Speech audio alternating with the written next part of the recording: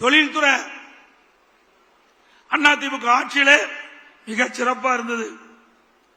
2015 அம்மா அவர்கள் முதல் தொழில் முதலீட்டாளர் மாநாட்டை சென்னையில் நடத்தினாங்க.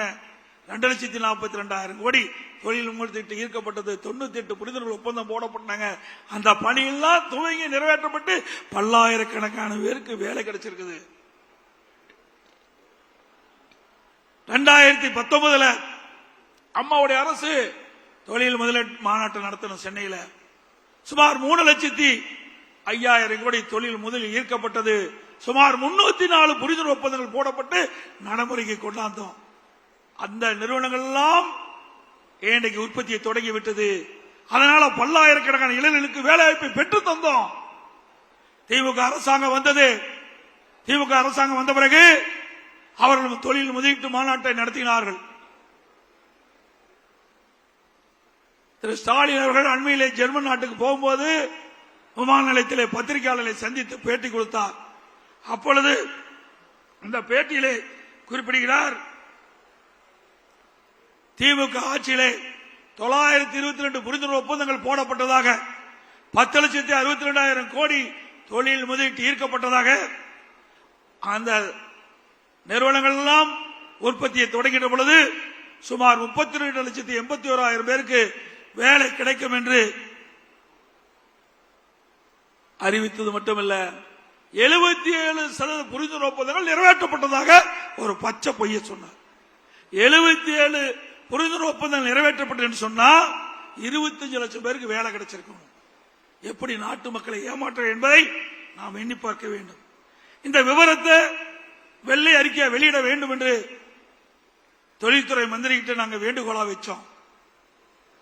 திராவிட முன்னேற்ற கழகம் ஆட்சி பொறுப்பேற்ற பிறகு எவ்வளவு முதலீடு ஈர்க்கப்பட்டது, எவ்வளவு புரிந்துணர்வு ஒப்பந்தங்கள் நடைமுறைக்கு வந்தது, எவ்வளவு பேருக்கு வேலை கிடைச்சது என்ற புள்ளி விவரத்தை நீங்கள் வெளியிட வேண்டும். வெள்ளை அறிக்கை என்று கேட்டா வெள்ளை பேப்பரை வெளியிடுறார். அதுதான் உண்மை. எதையுமே செய்யல. செஞ்சிருந்தா தானே அவர்கள் அறிவிப்பை வெளியிட முடியும். இப்படிப்பட்ட நிலைமை பொய்ய பேசி பேசி உண்மையாக்க பார்க்கிறாங்க விடியா திமுக ஆட்சியில. எனக்கு முன்னால தலைமை செயலர் அறிவிச்சவர் வேலுமணி சொன்னாங்க, திமுக ஆட்சியில் எந்த ஒரு பெரிய திட்டத்தையும் கொண்டாடல. அண்ணா திமுக ஆட்சியில கொண்டு வரப்பட்டு நிறைவேற்றப்பட்ட திட்டங்களை தான் ஸ்டிக்கர் ஒட்டி திறந்துட்டு இருக்காங்க. அத்திக்கடை அவனாசி திட்டம் அண்ணா திமுக ஆட்சியிலே போடப்பட்டது. ஸ்டிக்கர் ஒட்டி திறக்கிறார். கோவையிலே கோவை அவனாசி ரோட்ல பிரம்மாண்டமான மேம்பாலம், அதிக தூரம் உள்ள உயர்மட்ட மேம்பாலம் கட்டியது அண்ணா திமுக ஆட்சியில. அங்க மட்டுமல்ல, தமிழ்நாடு முழுவதும் ரயில்வே கடவுக்கு குறுக்கே மேம்பாலம், சாலை சந்திப்பிலே மேம்பாலம், ஆற்று குறுக்கே மேம்பாலம், நல்ல சாலை வசதி,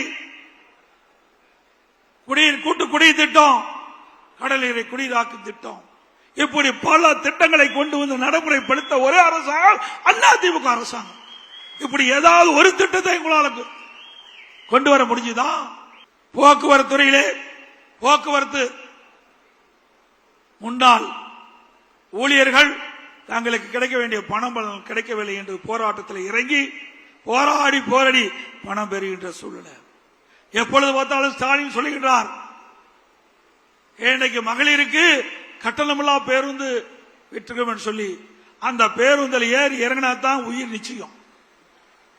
அப்படிப்பட்ட பேருந்து ஓட்டல் பேருந்து தான் இன்றைக்கு தமிழகத்தில் இயங்கிக் கொண்டிருக்கிறது. தொழில்துறை இதெல்லாம் எதற்காக சொல்லினேன் என்று சொன்னால், வருகின்ற சட்டமன்ற தேர்தலில் நாட்டு மக்களுக்கு நீங்கள் தெரிவிக்க வேண்டும் என்ற அடிப்படையில் இதை நான் தெரிவித்துக் கொண்டிருக்கின்றேன். அண்ணா திமுக ஆட்சிக்கும் திமுக ஆட்சிக்கும் என்ன வேறுபாடு என்பதையும் நாட்டு மக்களுக்கு நீங்கள் தெளிவுபடுத்த வேண்டும் என்பதற்காக இந்த விவரங்களை நான் குறிப்பிடுகிறேன்.